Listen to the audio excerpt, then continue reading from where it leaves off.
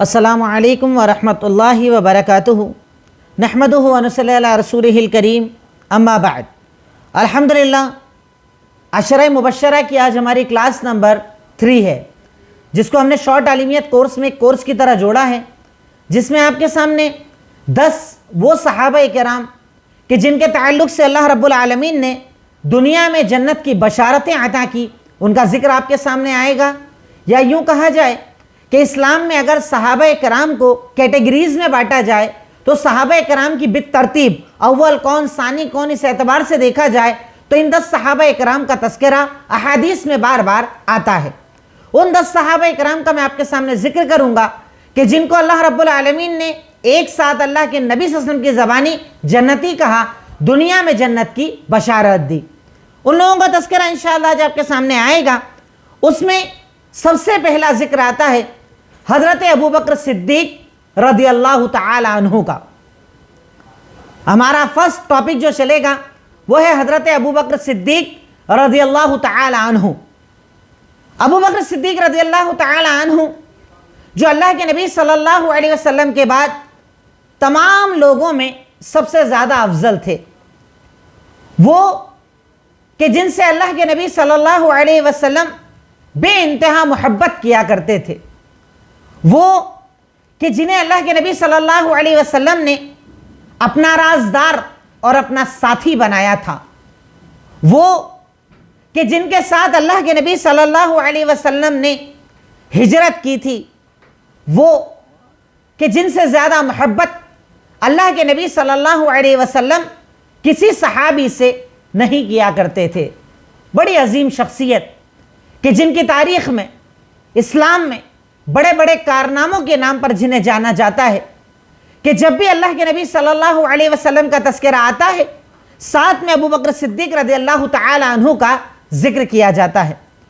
तो आप अगर शॉर्ट में चाहें तो सिर्फ इतना लिख लें कि सबसे अफजल सहाबी, अल्लाह के नबी के राजदार, आपके सफ़र के साथी, वो कि जिनसे अल्लाह के नबी सबसे ज़्यादा मोहब्बत किया करते थे, उन्हें अबू बकर सिद्दीक रज़ी अल्लाह तआला अन्हु कहा जाता है।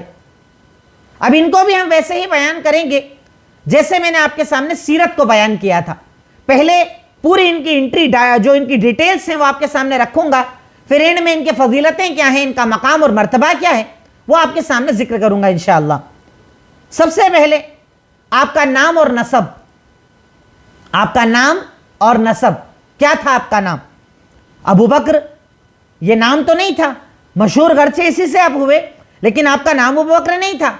तो अब सबसे पहले हेडिंग लिखिएगा आपका नाम और नसब।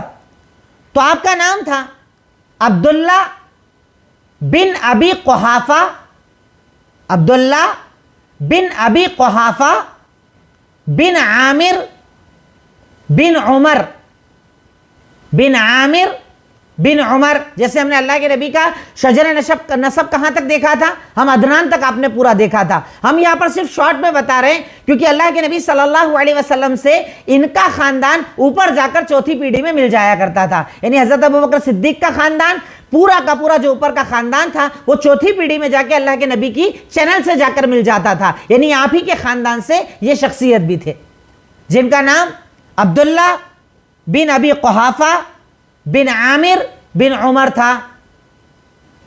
आपके वालिद भी अपनी कुनियत से मशहूर थे, अबू कुहाफा, और वालिद का नाम था उस्मान।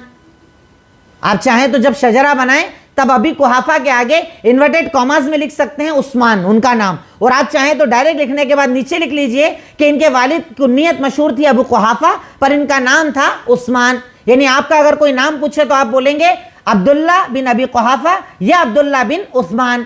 आप नाम ये बताएंगे किनका? हजरत अबू बकर सिद्दीक रज़ी अल्लाह तआला अन्हु का। और इनकी वालिदा का नाम था उम्मुल खैर सलमा बिनते सख्र। उम्मुल खैर कुनियत थी और नाम था सलमा बिनते सख्र, स्वाद खारा सख्र। तो अब दो चीज समझ जाएं। पहले मैंने बताया इनका नसब, तो नसब कैसे बताया? अब्दुल्ला बिन अबी कुहाफा बिन आमिर बिन उमर। अबू कुहाफा वालिद का नाम, उनका नाम था उस्मान और उनकी कुनियत थी अबू कुहाफा। वालिदा तो वालिदा का नाम था उम्मुल खैर और उनका नाम था सलमा बिन सख्र, सलमा बिनते सख्र, सलमा बिनते सख्र। और ये भी चौथी पीढ़ी में अल्लाह के नबी से मिलती थी, यानी इनकी चौथी पीढ़ी और अल्लाह के नबी की चौथी पीढ़ी जाकर आपस में मिल जाया करती थी। एक ही खानदान से कुरैश के ये दोनों परिवार थे, हजरत अबू बकर सिद्दीक का पूरा खानदान था। तो वालिद का नाम था अब्दुल्ला बिन अबी कुहाफा और वालिदा का नाम था सलमा बिनते सख्र, इनका खुद का नाम था अब्दुल्ला। अब लिखिएगा विलादत, विलादत। तो हजरत अबू बकर सिद्दीक रज़ी अल्लाह तआला अन्हु की विलादत हाथियों के साल के तीसरे साल में हुई थी, जिसको आमुल फील कहा जाता है। आमुल फील से मतलब अबरहा ने जब मक्का पर हमला करने आया और उसे मारा गया तो अरब में उस तारीख को सबसे बड़ा माना गया और अल्लाह के नबी की हिजरत के पहले जितने भी वाकयात होते थे उनको आमुल फील से याद किया जाता था कि आमुल फील 1 में पैदा हुए, आमुल फील 2 में पैदा हुए, आमुल फील 3 में पैदा हुए। यानी आमुल फील जो फील का वाकया हुआ, जो हाथियों का वाकया हुआ, उसके तीसरे साल अबू बकर सिद्दीक रज़ी अल्लाह तआला अन्हु पैदा हुए थे। आमुल फील के तीसरे साल हजरत अबू बकर सिद्दीक रज़ी अल्लाह तआला अन्हु की पैदाइश हुई थी। आप समझ रहे हैं? आमुल फील मैंने बताया, आमुल फील का मतलब वो साल के जिसमें काबा को गिराने जब अबरहा आया था तो उसको खत्म किया गया था। तो अब वहां से अरब अपनी तारीख को गिनने लगे। किसी भी मशहूर चीज से तारीख को याद किया जाता है। जैसे आज हम जो सन यूज करते हैं 2021 चल रहा है, तो वो किस एतबार से? हजरत ईसा अलैहिस्सलाम की पैदाइश से, क्योंकि वो मशहूर वाकया तब हुआ था, उससे तारीख को याद किया जाता है। मुसलमान हिजरत से याद करते हैं क्योंकि वो मशहूर वाकया था। वैसे ही अरब के लोग आमुल फील से अपने सालों को याद किया करते थे। तो आमुल फील के तीसरे साल हजरत अबू बकर सिद्दीक रज़ियल्लाहु ताला अन्हु मक्का में पैदा हुए। आपकी कुन्नियत क्या थी? कुन्नियत को भी मैं आपको पहले बता चुका हूं। कुन्नियत मतलब होता था पहले बच्चे के नाम से अपना नाम रखना या किसी और वजह से अपना नाम रखते थे। कभी बिल्ली के नाम पर, कभी ऊंट के नाम पर, जिसके साथ ज्यादा इंसान रहता था उस पर अपनी वो कुन्नियत रख लिया करता था। तो अब लिखिए कुन्नियत। कुन्नियत आपकी थी अबू बकर, और बकर कहा जाता है ऊंट के जवान बच्चे को, जो जवान ऊंट होता है उसे बकर कहा जाता है। अब ये बहुत ज्यादा उसके साथ रहते थे इसलिए इन्हें अबू बकर, ऊंट के बच्चे के बाप, ये कहा जाने लगा था। जैसे एक सहाबी हैं अबू हुरैरा, छोटी बिल्लियां अपने पास रखा करते थे इसलिए उनको अबू हुरैरा कहने लगे, छोटी बिल्लियों का बाप। तो वैसे ही अबू बकर सिद्दीक को अबू बकर इसलिए कहा गया क्योंकि बकर कहा जाता है जवान ऊंट को। तो जवान ऊंट के साथ ज्यादा रहने की वजह से इन्हें अबू बकर कहा जाने लगा। अबू बकर इनकी कुन्नियत पड़ गई और इसी कुन्नियत से ये तारीख में मशहूर है। नाम बहुत कम लोग जानते हैं, इनकी कुन्नियत से ही सारी दुनिया इन्हें जानती है और पहचानती है, और उसी कुन्नियत से उन्हें हम भी याद करते हैं। जब भी हम जिक्र करते हैं कहते हैं अबू बकर सिद्दीक रज़ियल्लाहु ताला अन्हु, इनका नाम हम जिक्र नहीं करते क्योंकि इनकी कुन्नियत बहुत ज्यादा मशहूर थी। तो अबू बकर के कुन्नियत के से आप बड़े मशहूर हुए। अब उसके बाद लिखिएगा लकब। हर इंसान का कुछ ना कुछ लकब होता है। जैसे हजरत उमर को फारूक कहा जाता है, हजरत अली को हैदर कहा जाता है। हर एक का कुछ ना कुछ लकब होता है जिस लकब से वो पहचाना जाता है। क्या अबू बकर सिद्दीक के भी कोई लकब थे? तो अबू बकर सिद्दीक के टोटल 4 लकब थे जिससे वो बड़े मशहूर हुए। अबू बकर सिद्दीक के टोटल 4 लकब थे जिससे वो बहुत ज्यादा मशहूर हुए। नंबर 1 अतीक, उन्हें अतीक कहा जाता था। अतीक, ऐन ता या काफ, अतीक। अतीक क्यों? क्योंकि इनका जो नसब था ना वो बहुत साफ सुथरा था, और अतीक मतलब होता है साफ सुथरा। इनका नसब बिल्कुल क्लियर और बहुत आला दर्जे का था, इसलिए इन्हें अतीक कहा जाता था। क्योंकि इनका नसब बहुत आला दर्जे का और साफ सुथरा था, इसलिए इन्हें अतीक कहा जाता था। नंबर 2 सिद्दीक, जो ज्यादा मशहूर है। हम लोग सब कहते हैं ना अबू बकर सिद्दीक। सिद्दीक क्यों? क्योंकि अल्लाह के नबी की इन्होंने तस्दीक की थी, आपकी सच्चाई को माना था, आपकी हर बात को सच्चा माना करते थे, इसलिए इन्हें सिद्दीक कहा जाने लगा, सच्चाई मानने वाला। सिद्दीक क्योंकि ये अल्लाह के नबी की हर बात की तस्दीक किया करते थे। जो बात अल्लाह के नबी कह दे ये उसे हक माना करते थे, इसलिए इन्हें सिद्दीक भी कहा जाता था। उसके बाद अस-साहिब, अलिफ लाम स्वाद अलिफ हा बा, अस-साहिब, अस-साहिब। क्योंकि अल्लाह ताला ने सूरह तौबा आयत नंबर 40 में इन्हें साहिब भी कहा था। इज़ यक़ूलु लिसाहिबिही, कि जब अल्लाह के नबी अपने साहिब यानी अपने साथी से कह रहे थे तो इन्हें बाज़ जगहों पर इनका लक़ब साहिब भी कहा गया, साथी, क्योंकि अल्लाह के नबी के साथी थे। सूरह तौबा आयत नंबर 40 में अल्लाह ताला ने इन्हें साहिब भी कहा है, साथी भी कहा है। और नंबर 4, खलीफतुर रसूल, रसूल के खलीफा, खलीफतुर रसूल, क्योंकि अल्लाह के नबी सल्लल्लाहु अलैहि वसल्लम के बाद ये बिल्कुल पीछे आए और आपके बाद इन्होंने हुकूमत संभाली थी, इसलिए इन्हें खलीफतुर रसूल भी कहा जाता था, या कहा जाता है, आज भी कहा जाता है। तो हज़रत अबू बकर सिद्दीक़ रज़ियल्लाहु तआला अन्हु के 4 लक़ब बहुत ज़्यादा मशहूर हुए, अतीक, सिद्दीक़, साहिब और खलीफतुर रसूल। इन 4 लक़ब से इन्हें पहचाना गया, इन 4 लक़बों से इन्हें याद किया जाता है और तारीख़ लिखने वालों ने अपनी किताबों में कई जगह इनके चारों लक़ब को जिक्र किया है। अब उसके बाद लिखिएगा सूरत, दिखते कैसे थे, हुलिया कैसा था। तो हज़रत अबू बकर सिद्दीक़ रज़ियल्लाहु तआला अन्हु तकरीबन अल्लाह के नबी जैसे थे, मिलते जुलते थे आपसे, इंतहाई ज़्यादा खूबसूरत, सफ़ेद रंग, इंतहाई प्यारा जिस्म, इंतहाई ज़्यादा खूबसूरत। आप चाहें तो खूबसूरती में सिर्फ इतना लिख लें कि अल्लाह के नबी से सबसे ज़्यादा अगर मिलते जुलते कोई थे तो अबू बकर सिद्दीक़ रज़ियल्लाहु तआला अन्हु आपके जैसे नज़र आते थे, आपका जैसा हुलिया नज़र आता था। किनका? अबू बकर सिद्दीक़ रज़ियल्लाहु तआला अन्हु का। इंतहाई ज़्यादा खूबसूरत थे, सफ़ेद थे, अच्छा जिस्म अल्लाह ताला ने इन्हें अता किया था, पर बहुत ज़्यादा मोटे नहीं थे, तंदुरुस्त थे। हज़रत अबू बकर सिद्दीक़ रज़ियल्लाहु तआला अन्हु सबसे ज़्यादा अल्लाह के नबी सल्लल्लाहु अलैहि वसल्लम से मिलने वाले सहाबा किराम में से थे, सबसे ज़्यादा इनका हुलिया अल्लाह के नबी सल्लल्लाहु अलैहि वसल्लम से मिला करता था, इंतहाई ज़्यादा खूबसूरत थे। अब उसके बाद हेडिंग लिखिएगा आपके बीवी और बच्चे। देखिए, अगर आप सहाबा किराम के बारे में पढ़ रहे हैं तो ये सब बुनियादी मालूमात है जो एक सहाबी के बारे में आपको और हमें होना चाहिए। हम सहाबी से मोहब्बत करते हैं तो कम से कम इतना तो जाने कि आपका नाम पूरा क्या था, अब्बा का नाम, अम्मी का नाम, बीवी कितनी, बच्चे कितने, इतना हमें कम से कम पता होना चाहिए। तो ये बुनियादी बातें इसीलिए मैं आपके सामने रख रहा हूं। आपके बीवी और बच्चे, तो हजरत अबू बकर सिद्दीक़ रज़ियल्लाहु तआला अन्हु की टोटल 4 बीवियां थी और 6 बच्चे थे। पहले आप शॉर्ट में लिख लें, फिर डिटेल बता देता हूं। टोटल 4 बीवियां और 6 बच्चे थे, 3 लड़के 3 लड़कियां। हजरत अबू बकर सिद्दीक़ रज़ियल्लाहु तआला अन्हु के टोटल 4 बीवियां, 6 बच्चे थे, 3 बेटे और 3 बेटियां।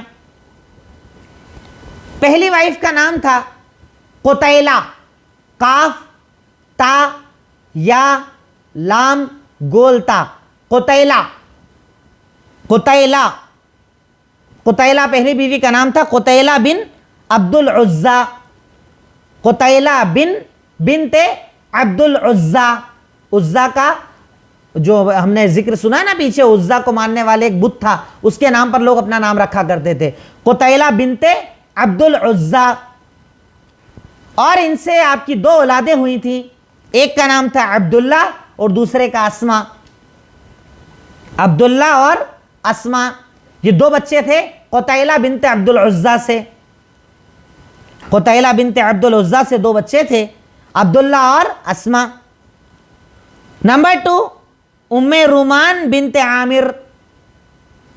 उम्मे रूमान, रा वाव बीम अलिफ नून, उम्मे रूमान बिनते आमिर। इनसे 2 बच्चे हुए, अब्दुर्रहमान और आयशा सिद्दीक़ा रज़ियल्लाहु तआला अन्हा। हज़रत आयशा की वालदा कौन हुई? उम्मे रूमान। उम्मे रूमान बिनते आमिर, इनसे भी हज़रत अबू बकर सिद्दीक़ रज़ियल्लाहु तआला अन्हु के 2 बच्चे हुए, अब्दुर्रहमान और आयशा रज़ियल्लाहु तआला अन्हा। नंबर 3, अस्मा बिनते उमैस। अस्मा बिनते उमैस, ऐन मीम यासीन, उमैस। अस्मा बिनते उमैस से मुहम्मद पैदा हुए थे, मुहम्मद नाम के बेटे पैदा हुए थे, एक ही औलाद हुई थी, मुहम्मद। अस्मा बिनते उमैस तीसरी बीवी, उनसे एक बेटे थे मुहम्मद। और चौथी बीवी थी हबीबा बिनते खारजा। हबीबा, हा बा या बा गोलता, हबीबा बिनते खारजा, खा अलिफ रा जीम गोलता। हबीबा बिनते खारजा से उम्मे कुलसुम हुई थी। टोटल ये 6 बच्चे थे। मैं समझता हूँ डिटेल थोड़ी मुश्किल होती है लिखने में, याद करने में। नोट्स आपके पास अभी भी आ रहे हैं अल्हम्दुलिल्लाह, क्लास के बाद भी आते हैं। अल्लाह का शुक्र है जो भी हमारे यहाँ अल्हम्दुलिल्लाह हिना में मेहनत करती हैं और साथ में आपको नोट्स देती हैं ताकि आपको परेशान ना होना पड़े। तो सारे नोट्स आपके सामने आते जा रहे हैं। अल्लाह ताला इसके लिए इनको बेहतरीन जज़ा अता फरमाए। तो चौथी बीवी का नाम था हबीबा बिनते खारिजा और उनसे जो बेटी हुई उनका नाम था उम्मे कुलसुम। तो ये टोटल आपकी 4 बीवियां, 6 बच्चे, 3 बेटे और 3 बेटियां। इतना डिटेल आपने यहां पर जान ली। अब उसके बाद हेडिंग लिखिएगा अबू बकर सिद्दीक जमाने जाहिलियत में, क्योंकि इन्होंने भी 2 दौर गुजारे। अल्लाह के नबी सल्लल्लाहु अलैहि वसल्लम ने भी, जब नबूवत के पहले का दौर कहा जाता है जाहिलियत का दौर, जब इस्लाम नहीं था, इस्लाम की बातें आम नहीं थी, इस्लाम के ताल्लुक से कोई दावत का काम नहीं किया जाता था, क्योंकि तब तक इस्लाम के बारे में कोई रहनुमाई मौजूद नहीं थी, अल्लाह के नबी सल्लल्लाहु अलैहि वसल्लम की नबूवत नहीं आई थी। तो तब तक के दौर को जाहिलियत कहा जाता है और उसके बाद के दौर को इस्लामी दौर कहा जाता है। तो अबू बकर सिद्दीक जाहिलियत के दौर में क्या किरदार था आपका, क्या कैरेक्टर था आपका, और आपको बड़ा ताज्जुब होगा कि मेरे नबी का जो किरदार जाहिलियत में था हू बहू वही किरदार अबू बकर सिद्दीक रज़ियल्लाहु ताला अन्हु का था। ऐसे अल्लाह ने नहीं चुना। आप सोचिए ना, ये सहाबा हैं, सहाबा मतलब अल्लाह के नबी के साथी। तो अब अल्लाह के नबी का जब लेवल इतना हाई है तो आपके साथियों का लेवल भी तो हाई होगा ना। इंसान अपने दोस्त कौन से चुनता है? अपने लेवल के। आज अगर मेरे दोस्त होंगे तो मेरे लेवल के, आपके दोस्त आपके लेवल के। हर इंसान अपने लेवल के लोगों को अपना दोस्त बनाता है और उसी से उसकी पहचान होती है। इसीलिए अल्लाह के नबी ने कहा कि अच्छे दोस्त बनाओ। क्यों? क्योंकि तुम दोस्तों से पहचाने जाते हो। तुम्हारे दोस्तों का जो सर्कल है, तुम्हारा फ्रेंड सर्कल जो है, उससे तुम्हारी पहचान होती है। आप उसके साथ खड़े रहोगे, उस जैसे माने जाओगे। अरे वो सिगरेट पीता है, ये भी पीता होगा, वो नशा करता है, ये भी करता होगा। अच्छे फ्रेंड्स चुने जाएं, अच्छे दोस्त चुने जाएं। इसीलिए इस्लाम ने इसका हुक्म दिया। तो अल्लाह के नबी सल्लल्लाहु अलैहि वसल्लम के सबसे प्यारे दोस्त अगर अबू बकर सिद्दीक बनने वाले थे तो उनका भी लेवल वही होना चाहिए। तो अगर आप तारीख को उठाकर देखें, अबू बकर सिद्दीक रज़ियल्लाहु ताला अन्हु की यह खासियत कि सारी वो खूबियां जो अल्लाह के नबी में पाई जाती थी, तकरीबन वही सारी खूबियां हजरत अबू बकर सिद्दीक रज़ियल्लाहु ताला अन्हु में भी पाई जाती थी। सिर्फ पॉइंट टू पॉइंट आप लिख लीजिए। मिलनसार, बहुत ज्यादा घुलने मिलने वाले, सबसे मिलनसार, रिश्ते निभाने वाले, रिश्ते निभाने वाले, रिश्तों से दूर नहीं भागते थे। आज हमारे यहां होता है ना, गैरों को अपना बनाते, अपनों को गैर बनाते। यही हमारी जिंदगी। अपनों पर कोई केयर नहीं, कोई ध्यान नहीं। बड़े सिला रहमी और बड़े रिश्ते निभाने वाले, बहुत रिश्ते निभाया करते थे। गरीबों के मसीहा, गरीबों के इंतहाई ज्यादा मददगार, हर कदम पर गरीबों की मदद करने वाले, बेवाओं के मददगार, मिस्कीनों के मददगार, बेवाओं और मिस्कीनों के मददगार, जालिम के खिलाफ खड़े रहने वाले, मजलूम की मदद करने वाले। कहीं कोई जुल्म हो डरते नहीं थे, खड़े हो जाते थे, और मजलूम हो उसकी मदद किया करते थे। गरीबों के मसीहा, मददगार। मसीहा का वर्ड हमारे यहां चूंकि मददगार के तौर पर यूज किया जाता है इसलिए मैंने इसको जिक्र किया। बेवाओं और मिस्किनों के मददगार, जालिम के खिलाफ खड़े होने वाले और मजलूम की मदद करने वाले, कुरैश के सरदार, कुरैश के सरदार, अल्लाह के नबी को बेहतरीन मशवरा देने वाले। जाहिलियत में भी दोस्ती चूंकि बड़ी पुरानी थी, बाद में भी दोस्ती रही, पहले भी दोस्ती रही, तो आपको अच्छे मशवरे दिया करते थे हमेशा। कभी शराब न पी, कभी अल्लाह के अलावा किसी का सजदा ना किया। ये आपकी खासियतें थी जिहालत में। इस्लाम अभी आया भी नहीं है, इस्लाम की अभी दावत भी नहीं दी गई, पर पहले ही कभी शराब न पी। जैसे अल्लाह के नबी ने कभी शराब नहीं पी, कभी किसी मूर्ति का सजदा नहीं किया जैसे कि अल्लाह के नबी ने सजदा नहीं किया। गर्चे उस दौर में शराब आम थी, गर्चे मूर्तियों की इबादत आम थी, पर हजरत अबू बकर सिद्दीक ने ना कभी शराब को छुआ, ना कभी किसी की इबादत की, किसी का सजदा किया। और बेहतरीन ताजिर थे, बहुत अच्छे बिजनेसमैन थे, बहुत अच्छे बिजनेसमैन थे। और इनमें से कई बातों के लिए आप चाहें तो एक दलील लिख सकते हैं। सही बुखारी हदीस नंबर 2175, सही बुखारी हदीस नंबर, एक वाकया है, मैं आपको बता दूं ताकि आपको पता चल जाए कि अरब में हजरत अबू बकर सिद्दीक का किरदार क्या था इस्लाम के पहले, जिहालत के दौर में। सही बुखारी 2175 में एक रिवायत मौजूद है कि अबू बकर सिद्दीक ने जब ईमान कबूल किया, ईमान में आए और लोगों ने बहुत ज्यादा परेशान किया, तो अब मक्का छोड़कर जाने लगे। रास्ते में एक शख्स आपको मिलते हैं जिनका नाम था इब्न दुगुन्ना, इब्न अलिफ लाम दाल गैन नून गोलता, इब्नु दुगन्ना काफिर थे, रास्ते में मुलाकात हुई। पूछा कहां जा रहे हो अबू बकर सिद्दीक? कहा मक्का छोड़कर जा रहा हूं। कहा क्यों जा रहे हो? कहा मक्का वाले बड़ा परेशान कर रहे हैं, बहुत ज्यादा परेशान कर रहे हैं। कहा अच्छा परेशान कर रहे हैं? कहा आप इतने अच्छे इंसान, आप गरीबों के मददगार हो, आप बेवाओं के मददगार हो, आप रिश्ते निभाते हो, आप रास्ता चलते लोगों के बोझ उठाते हो, यानी वो सारी खासियतें जो मैंने आपको ऊपर बताई ना, वो इब्नु दुगन्ना ने जिक्र की कि आप में तो कोई कमी नहीं है, बेहतरीन इंसान हो, अच्छे इंसान हो, आपको निकाल रहे हैं, बहुत गलत कर रहे हैं मक्का वाले, क्यों जा रहे हो? कहा ऐसा ऐसा मेरे साथ किया, मुझे इबादत नहीं करने देते, मुझे अल्लाह के नबी से मोहब्बत नहीं करने देते, मुझे दीन पर अमल नहीं करने देते। तो इब्नु दुगन्ना ने कहा आप मेरे साथ चलो, मैं आपको सपोर्ट देता हूं। जिसे हमने पहले सीरत में जब पढ़ा तो मैंने बताया था उसको कि इसको क्या कहा जाता था? मुजावरत देना, इजार देना, किसी को सपोर्ट देना, साथ देना। इब्नु दुगन्ना ने कहा आप मेरे साथ चलो, आप मेरे सपोर्ट में रहोगे, कोई आपका कुछ नहीं कर पाएगा। लेकर आए अंदर मक्का में लाए कुरैश के सामने। ये मक्का छोड़कर जा रहे थे, तुम क्यों परेशान कर रहे हो? काम परेशान नहीं करेंगे, इनसे इतना बोल दो कि इनको जो इबादत करनी है अपने घर में करे, घर के बाहर कुछ नहीं करे, बस जो करना है घर में करें, घर के बाहर कुछ ना करें। इब्नु दुगन्ना ने अबू बकर सिद्दीक को देखा कि आप एग्री हो? कहा ठीक है ऐसा कर लूंगा, घर में इबादत करूंगा, बस परेशान नहीं करें। बोले हाँ परेशान नहीं करेंगे, मैं आपका सपोर्टर हूं, अगर आपको तकलीफ दी मतलब मुझे तकलीफ दी। कहा ठीक है। अबू बकर सिद्दीक ने क्या किया? अपने घर और घर के बाहर एक आंगन था, आंगन को मस्जिद बना दिया। अब ये क्या करते? आंगन में इबादत करते, नमाज पढ़ते, कुरान पढ़ते। अब जब अबू बकर सिद्दीक कुरान की तिलावत करते तो कुफ्फार मक्का की सारी औरतें और बच्चे जमा हो जाते कुरान सुनने के लिए, एक अजीब सा मजमा बन जाता। अबू बकर सिद्दीक अपने घर के आंगन में इबादत करते और कुफ्फार मक्का के जितनी औरतें बच्चे वो सारे जमा होकर आपका कुरान सुनने लगते। फिर टेंशन हो गया, कुफ्फार कुरैश ने बुलाया, इब्नु दुगन्ना को बुलाया, कह रहे साहब हमने तो आपको कहा था कि इबादत घर में करें, तो मान ही नहीं रहे। कहा क्या कर रहे हैं? कहा आंगन में कुरान पढ़ते हैं, सारे बच्चे आ जाते हैं, सारी औरतें आ जाती है, कुरान सुनने लग जाते हैं, हमें डर लग रहा है हमारे बच्चों को बहका देंगे ये।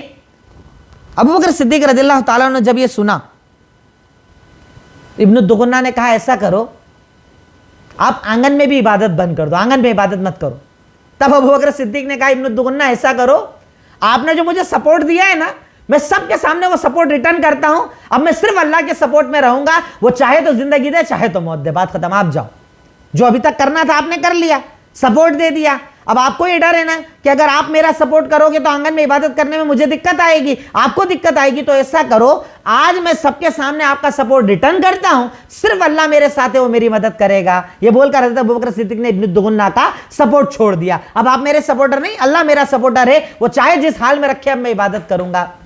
अबू बकर सिद्दीक अपने आंगन में कुरान पढ़ते, आंगन में कुरान की तिलावत करते, और कुरान की तिलावत करने की वजह से सारी औरतें, कुफ्फार के बच्चे सारे जमा हो जाते और वो आपके कुरान की तिलावत को सुना करते थे। ये है अबू बकर सिद्दीक जिहालत में।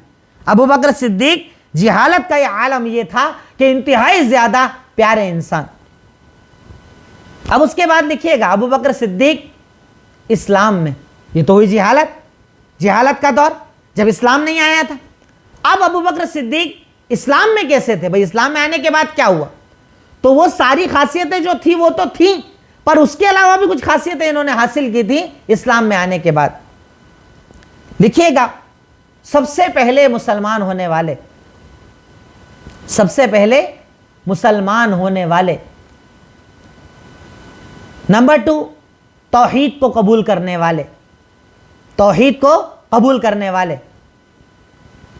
इस ताल्लुक से वो खुद एक वाकया बताते हैं अबू बकर सिद्दीक कि मेरे वालिद मुझे एक मरतबा बुत की इबादत करने के लिए लेकर गए, कहा चलो बुत की इबादत करो करो।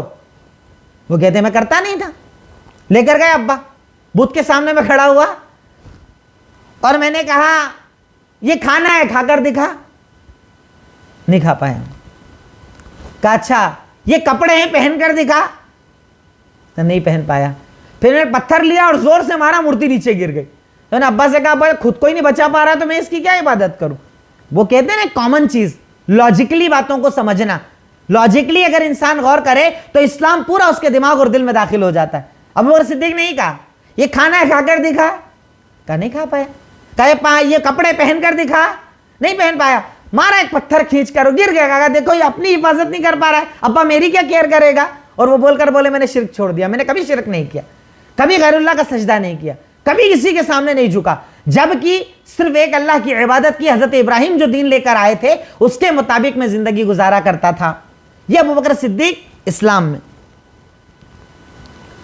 नंबर 3, इस्लाम के सबसे पहले दाई, सबसे पहले इस्लाम की दावत को अगर किसी ने आम किया था, और आप जानते हैं इनकी दावत से बहुत सारे सहाबा मुसलमान हुए थे। हजरत उस्मान को मुसलमान करने वाले और बड़े बड़े सहाबा को मुसलमान करने वाले हजरत अबू बकर सिद्दीक थे। इस्लाम के पहले दाई, पहले दावत देने वाले यही अबू बकर सिद्दीक थे।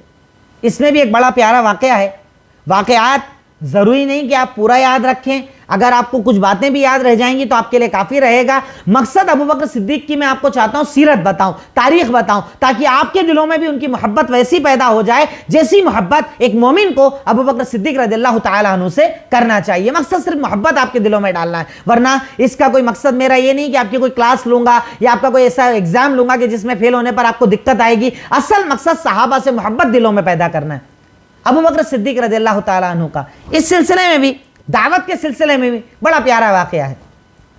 अल्लाह के नबी सल्लल्लाहु अलैहि वसल्लम मुसलमान, इस्लाम की दावत देने वाले, कुछ सहाबा किराम नए नए मुसलमान हुए।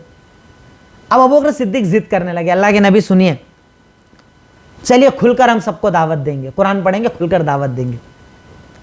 अल्लाह के नबी सल्लल्लाहु अलैहि वसल्लम ने मना किया कि नहीं अबू बकर, अभी हालात ठीक नहीं है, अभी तो क्या नए नए जरा से लोग तो जुड़े, अभी इतना जरा बड़ा कदम नहीं उठा सकते। अबू बकर सिद्दीक रज़ियल्लाहु ताला अन्हु जरा जिद करने लगे, नहीं नहीं चलिए ना, चलते दावत देते। बड़ा शौक था दावत देने का, बड़ा शौक था दीन फैलाने का। नहीं माने, चले हरम में, और हरम में जाकर खुलकर दावत देना शुरू कर दी। अल्लाह एक है, उसकी इबादत करो, उसके सिवा कोई इबादत के लायक नहीं। अब जैसे ही अबू बकर सिद्दीक ने दीन की बात की, सारे इनके ऊपर टूट पड़े। अल्लाह के नबी भी मौजूद थे, अल्लाह के नबी की मौजूदगी में दावत दे रहे थे, पर मैं आपको पहले सीरत में बता चुका हूं कि कुफ्फारे मक्का अल्लाह के नबी के खिलाफ जुरत नहीं कर पाते थे, क्योंकि आपकी हैबत, आपका रोब ऐसा था कि एकदम आप पर हमला नहीं कर पाते थे डायरेक्ट, बड़ा सोचना पड़ता था इनको। बहुत हालात बिगड़ने के बाद आगे चलकर इन लोगों ने हमले किए, पर शुरुआती दौर में आपको डायरेक्ट मार नहीं पाए थे, हमले नहीं कर पाए थे आप पर, डरते थे बहुत ज्यादा आपसे। लेकिन अबू बकर सिद्दीक जैसे ही दावत के लिए कहा, अल्लाह के नबी ने कहा चलो दावत देते हैं, कहा नहीं नहीं अभी वक्त ठीक नहीं है, कहा नहीं नहीं चलो दावत देंगे, कहा चलो। पहुंचे हरम में और दावत देना शुरू कर दी। अब जैसे ही इन्होंने दावत दी, लोगों ने जबरदस्त मारना पीटना शुरू कर दिया, जूतों से चेहरे पर मारा, जिस्म पर मारा। हालत यह हो गई कि पूरा चेहरा सूज के, नाक और चेहरा एक बराबर हो गया, यानी नाक अलग नजर नहीं आती थी, चेहरा इतना सूज गया, इतना ज्यादा मारा मारा मारा, इतना ज्यादा मारा कि अबू बकर सिद्दीक बेहोश हो गए। बेहोशी के आलम में इनके रिश्तेदार जो गरचे मुसलमान नहीं थे, इनको उठाकर घर पर लेकर गए, इनकी वालदा के घर लेकर गए। वालदा के घर जब ये पहुंचे, पानी जरा चेहरे पर मारा गया, जैसे ही होश आया, कहा कैसे हो अबू बकर? कहा मैं छोड़ो कैसा हूं, अल्लाह के नबी कैसे हैं बताओ। मोहब्बत बहुत ज्यादा थी ना, ऐसे अबू बकर को अबू बकर नहीं कहा जाता, ऐसे ही अल्लाह ताला इतना पसंद नहीं फरमाता था उनको, ऐसे अल्लाह के नबी मोहब्बत नहीं करते थे। अपनी तकलीफ, पूरा जिस्म टूट रहा है, खून बह रहा है, चेहरा सूज गया, मार पड़ी, सब अपनी जगह। जैसे ही होश आया, पहला सवाल अल्लाह के नबी कैसे हैं बताओ, अल्लाह के नबी कैसे हैं बताओ, अल्लाह के नबी के हालात बताओ। वालदा ने कहा अबू बकर तुम्हें मारा गया, चोट लगी है, पहले अपने आप को तो देख लो। कहा कुछ नहीं देखूंगा, जाओ अल्लाह के नबी के बारे में पता करके आओ, वरना अल्लाह की कसम न एक कतरा पानी पीऊंगा, न एक लुकमा खाना खाऊंगा, जब तक कि अल्लाह के नबी की खबर नहीं दोगे। वालदा को बोल दी जाओ खबर लेकर आओ। जब तक उनकी खबर नहीं आएगी ना कि वो अच्छे हैं कि नहीं है, तब तक एक कतरा पानी नहीं पीऊंगा, एक लुकमा खाना नहीं खाऊंगा, चाहे चेहरा सूज जाए, चाहे खून निकल जाए, सब बर्दाश्त। पहले अल्लाह के नबी की खबर लाओ। वो कैसे? वालदा गई, खबर लेकर आई, कहा बिल्कुल खैर के साथ तो अच्छे हो, कहा मुझे उनके पास पहले पहुंचाओ, उनके पास ही रहूंगा जाकर, उनके पास मुझे ले जाकर छोड़ दो, तब जो बोलोगी अम्मी मैं करने को तैयार, खाना भी खाऊंगा, जो बोलोगी करूंगा, पहले मुझे अल्लाह के नबी के पास छोड़ दो। लेकर चलो अल्लाह के नबी के पास। बड़ी मुश्किल से टेक लगाकर कंधे पर उनको ले जाकर अल्लाह के नबी के पास छोड़ा गया। तब जाके इनकी जान में जान आई। अल्लाह के नबी खैरियत से हैं, मतलब हम खैरियत से हैं। तब अल्लाह के नबी ने इन्हें बड़ी दुआएं दी थी कि अल्लाह ताला तुझे बड़ी बरकतों से नवाजे, अल्लाह ताला तुझे खैर आफियत से रखे। अल्लाह के नबी सल्लल्लाहु अलैहि वसल्लम ने इनके लिए उस वक्त दुआएं की थी, दुआएं मांगी थी। क्यों? क्योंकि इनका किरदार ही बड़ा अलग था, बड़ा अलग ये किरदार रखते थे। अपनी जान, अपनी तकलीफ कोई अहमियत नहीं रखती, बस मेरे नबी खैर आफियत से है ना, मेरे नबी अच्छे हैं ना, तो दुनिया की कोई तकलीफ मुझे तकलीफ नहीं लगती। तीसरी खासियत, अल्लाह के नबी ने हिजरत के सफर में और गार के सफर में इन्हें अपने साथ रखा था। इस्लाम में इनकी खासियत थी, इनके अलावा किसी को नहीं रोका था। सबको बोला जाओ जाओ सब मदीना जाओ, सब मदीना जाओ। आप तीसरे नंबर पर हेडिंग बनाइएगा, हिजरत के भी साथी और गार के भी साथी। सारे सहाबा कराम को बोला जाओ हिजरत करो, सब हिजरत कर रहे हैं। अबू बकर सिद्दीक आए, कहा अल्लाह के नबी मैं भी चला जाऊं? कहा नहीं अभी तुम रुको। कहा तुम रुको, अभी तुम्हें नहीं जाना है। तब अबू बकर सिद्दीक ने पूछा साथ मिलेगा क्या, यानी साथ में चलना है क्या? तो कहा हाँ साथ मिलेगा, सोहबा साथ मिलेगा तुझे तो मेरा। कैसी खासियत है, सबको भेज दिया, सब जाओ सब जाओ सब चले जाओ, सब जा रहे हैं। सिर्फ अबू बकर सिद्दीक पूछने आए, उनको मना कर दिया, नहीं तुमको नहीं जाना है अभी। कहा क्यों? सोहबा साथ मिलेगा क्या? कहाँ साथ मिलेगा। तो आपका हिजरत के सफर में भी साथ था और आप गारे सौर में भी साथ रहे थे, यानी आपके साथ इन्होंने पूरा सफर किया था। इतना बड़ा मकाम अल्लाह रब्बुल आलमीन ने किसी और को नहीं दिया। नंबर 4, आपकी जिंदगी में आपके मकाम पर 17 नमाजें पढ़ाने वाले अबू बकर सिद्दीक थे। आपकी हयात में, जो मैंने आपको सीरत के आखिरी दर्स में आपको मैंने बताया था, अल्लाह के नबी सल्लल्लाहु अलैहि वसल्लम के आखिरी दिन जो था, तकरीबन जुमेरात का दिन, जुमेरात की ईशा से लेकर जुमा पूरा, शनीचर पूरा, इतवार पूरा, यानी 15 नमाजें ये जुमेरात की ईशा और पीर के दिन की फजर। आपकी हयात तैयबा में 17 नमाजें आपकी जगह पर अगर किसी को पढ़ाने वाला बनाया आपने, तो वो अबू बकर सिद्दीक थे।